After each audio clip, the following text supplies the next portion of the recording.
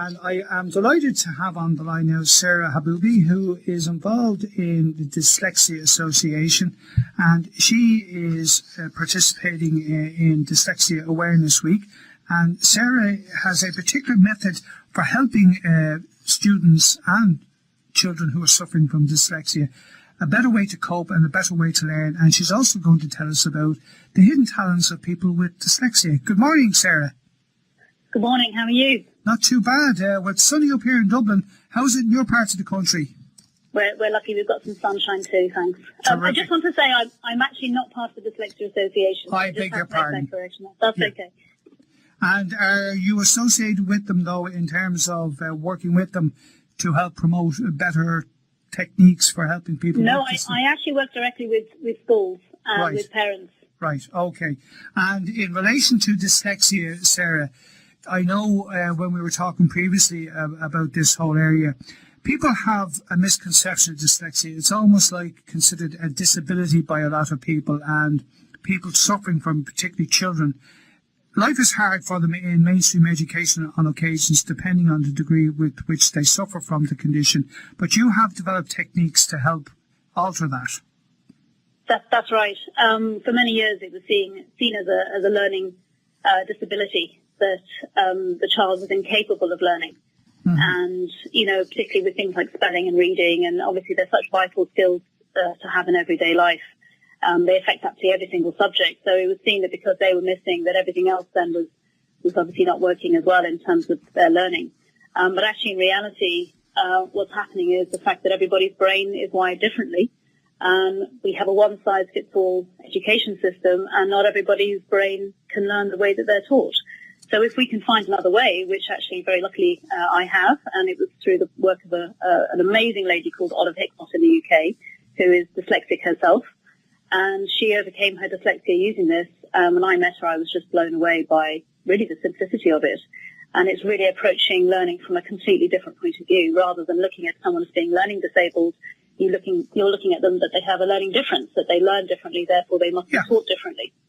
And in particular, in the early stages, when young children are learning to read and write, the standard base is the phonetics approach to reading in particular. But the dyslexic child might require a different approach. Absolutely. Phonics is the preferred system here and in the UK. And it does work for about, I would say, 80, maybe 80+% of the children, which is a great number.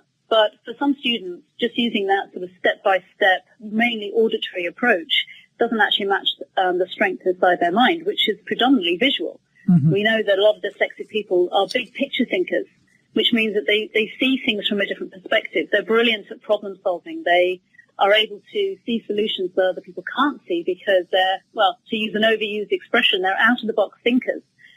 Whereas in school, we're kind of relied on thinking inside the box and having boxes ticked, essentially. So it looks like there's a real mismatch in terms of their learning.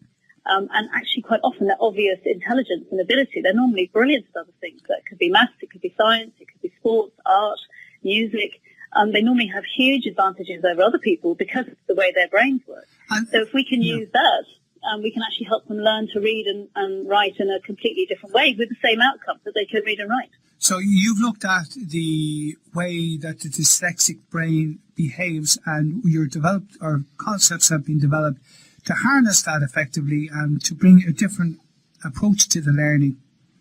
Absolutely. Yeah, it is predominantly about visual processing. Yeah. Quite often you hear a term associated with dyslexia, which is phonological deficiency, which means that, the phonic system, which is auditory, is the segmenting and blending. That's, when you break a word apart and then you put it back together. So it's the individual sounds and then you put it back together. It's very difficult for a lot of people with dyslexia. And unfortunately, what's normally offered is remedial phonics, which means more of the same, just with smaller groups and slower. So they're taken out of class, or, it's done maybe with a tutor or outside, with their parents, from the sort of recommended different processes. Actually, if we go through the visual system and think of a word as being a whole package, it's the visual, it's the sound, and it's the meaning, and we go through that door in the brain, we see immediate results. Actually, within about an hour and a half, I can teach somebody to spell who hasn't been able to spell previously. And what you're describing here in the beginning of the conversation there is you're talking about almost like, as you referred to in the press release, hidden talents. The conceptual ability of dyslexic individuals seems to be far greater than the normal person. And you mentioned it there that a huge percentage of successful people in the world, in fact, may suffer from some form of dyslexia. Absolutely, and it's amazing how every single day you'll see somebody else famous is coming out and saying, yeah, I'm dyslexic, I struggled at school, but they're incredibly successful at what they do. I mean, I heard 2 days ago Jim Carrey was dyslexic. I didn't know that until yesterday or the day before. The statistics show about 40% of millionaires in the world have dyslexia, about 60% of entrepreneurs, they have dyslexia. The last 150 years, most of the major breakthroughs in science and technology, guess what? Those scientists or engineers would have had dyslexia. You'll see artists, architects, engineers, graphic designers, musicians, actors. I mean, the list is absolutely endless. And I think more and more people are sort of saying, yes, I have dyslexia, because I think the stigma is finally being removed. Well, I hope so anyway. Yeah.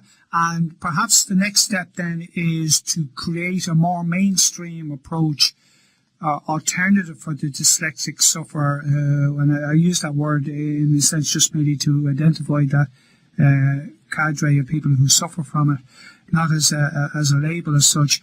But the method that you're developing, you have started introducing into primary schools. Absolutely, yeah. And is that need also present in second level as well? Oh, absolutely. I think we have so many students. In fact, that's where I started with this. I've been working with a local secondary school for several years, and the last year I was there as part of the school completion program as an external consultant. I had about 40 students who all had a label of dyslexia, and some of them had multiple labels, not just dyslexia. Mm-hmm. And I just kept thinking, their literacy and their numeracy was so poor. And my remit, they were asking me to help them improve their literacy and numeracy. I was thinking, well, that's quite interesting, because they've had 8 years in primary school, and they're now coming in and they have maybe a reduced timetable, or again, they're getting extra resource, which means being taken out of class, they're exempt from Irish, they might have some sort of support like computers or a reader or a scribe. But unfortunately, those things are more like crutches. They're not really solving the problem. They're not really teaching them strategies to be able to do this themselves. And the reality is that actually can happen. And I've worked with students right across all ages, from primary, secondary, university, mm-hmm. and adult learners who were only just diagnosed maybe in their 30s or 40s as having dyslexia. Yeah. So absolutely, secondary schools definitely need this as well. It would be a huge advantage for them to be able to spot their students if they haven't got a diagnosis, or to help those who do. To give them the real skills, not just a crutch. The crutches are great, but they are temporary. No, they are temporary. And I suppose really what we all need to develop, particularly where mental health is, our mental capacities are involved, we've got to develop self-help strategies as well. Because you won't always have somebody or a device or an aid alongside you when you're out in the world. And, the successful entrepreneurs, inventors, creators and innovators that you talked about, they obviously have been able to do that. But what you're trying to develop is a more widespread introduction of techniques that will recognise the needs of dyslexic students, and to introduce them to techniques that will help them to flourish and exploit their capabilities. Absolutely. Take advantage of the strengths. In any great sport, they always say play to your strengths. Yes. You wouldn't go into something if it was your weakness and focus on that. You would find where your natural talents were.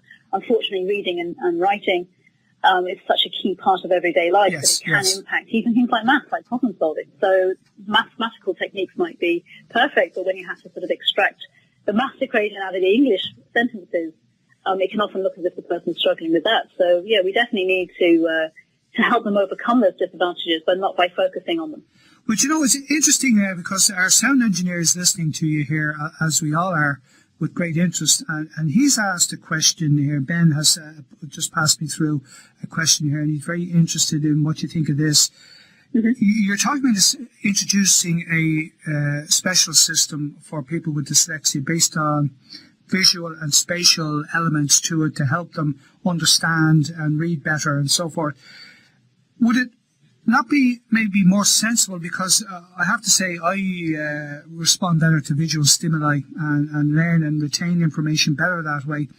Would there be a case for introducing it into mainstream education as the system? Well, actually, it is. I have a school down in Westmeath, fantastic school, St. Joseph's National School in Rathwire.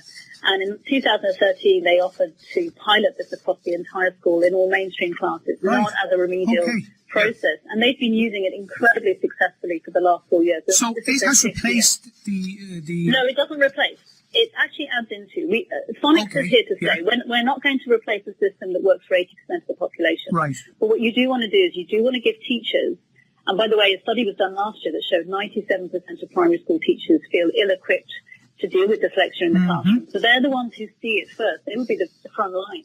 Well, if they had tools that could help students, which I have done now with about 20 primary schools in Ireland. They've sent their staff in one form or another. And I have been speaking to mainstream, particularly junior infant teachers, who once the phonics is introduced and they start seeing it working for some children, when they see it not working for certain children, they now have an additional set of tools that they can step in with. So it's, yeah, absolutely. It's part of your toolkit, in other words.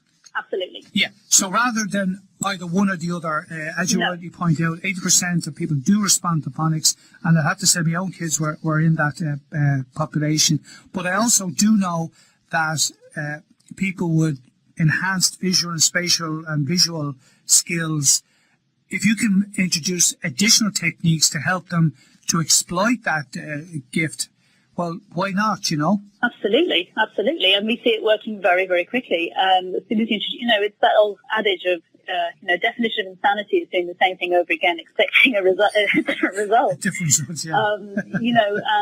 There's another lady who's part of the team, Paula Monty. She's a retired primary school teacher and head teacher from the UK, over 35 years of education. She's done every remedial training and, she's worked in big schools and turned them around, and she's come out of retirement to work on this as well. Terrific. And, she was so disappointed that she found it so late in life because, when she looks back at it, she realizes that, the system of, remediation quite often is doing the same thing but slower in smaller groups. And the reality is if it hasn't really worked by the age of 7 or 8, you really do need to find another way of doing things. And if you could do it right from the beginning, we do believe that we could avoid an awful lot of pain and struggle for those students and their families.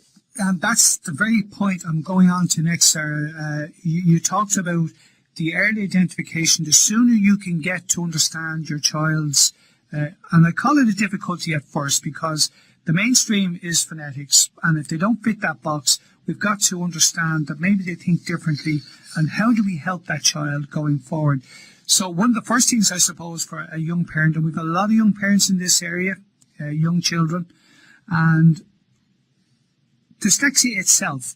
If you were a parent with a 4 or 5 year old and you're starting to introduce them to all of this reading and writing and so forth, or they're just going to school or play school, and they're not maybe achieving the progress that you would have expected, what do you need to look out for?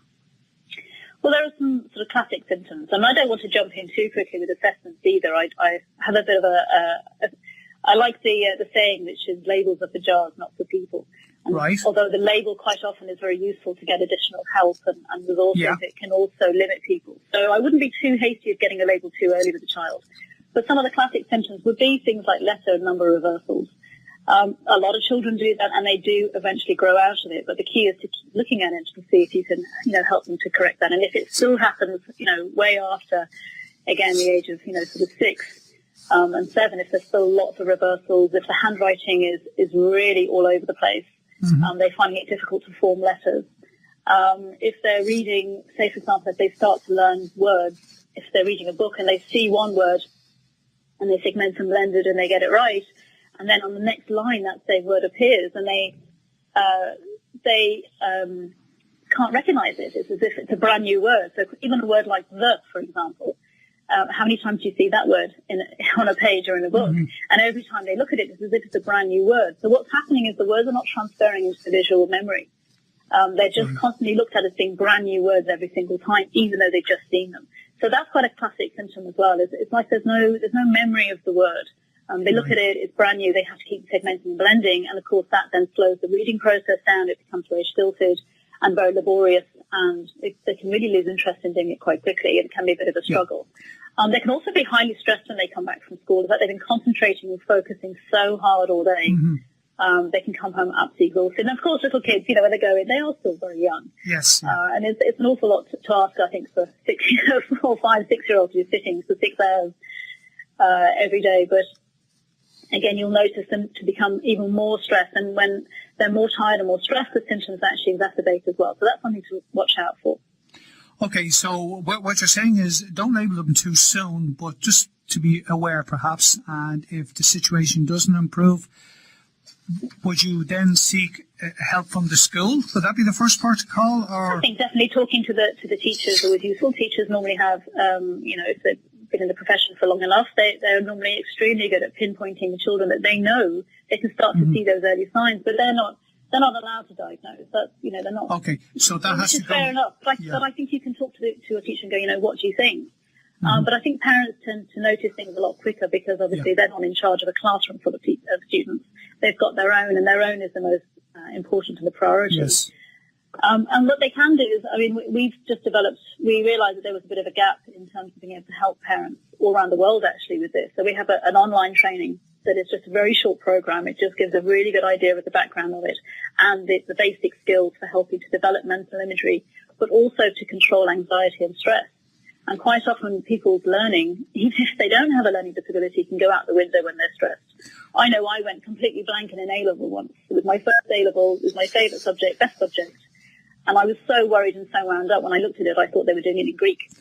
And I think I answered that. And you don't speak Greek, obviously. I definitely don't speak Greek, and I don't think it was in Greek. But it definitely looked like it. And I came out completely dazed, wondering what had happened. You shell-shocked. That sheer panic. Yeah, totally. And I think most people would have had that experience. Yeah. It's what they call a brain freeze over here. Yeah, rabbit in headlights. Yeah, and all of that.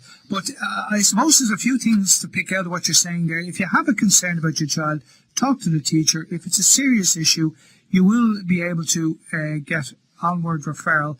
But also, an important part of what you're saying is the child has to be able to relax to perform better if they're stressed out about their learning environment and whatever. Absolutely. So that's all part of it. But you mentioned there, I think, did I pick it up earlier in our prior conversation before coming on air, that you have a YouTube video as well that parents can refer to? Yeah, there's actually a whole series of YouTube videos that Olive herself has actually done, and it explains again, what her experience was at school. She was at the same school in England from when she was 4 till she left at 18.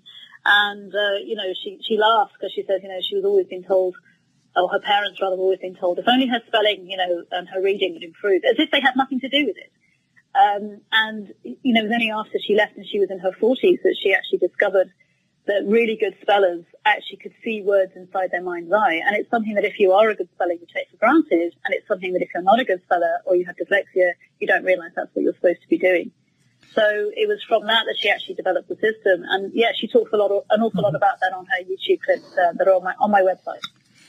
Sarah, we're coming towards the end of our segment now, and perhaps could you give the listeners details of where they might find additional details about the topic this morning? Absolutely. My company is called Quantum Leaps, and the website is quantumleaps.ie. And if they look under the Empowering Learning part of the menu, there's a whole load of videos. There's some other TV and radio interviews I've done over the last couple of years. There's also an interview with Shay McCarthy, who's the principal of St. Joseph's in Roughwire.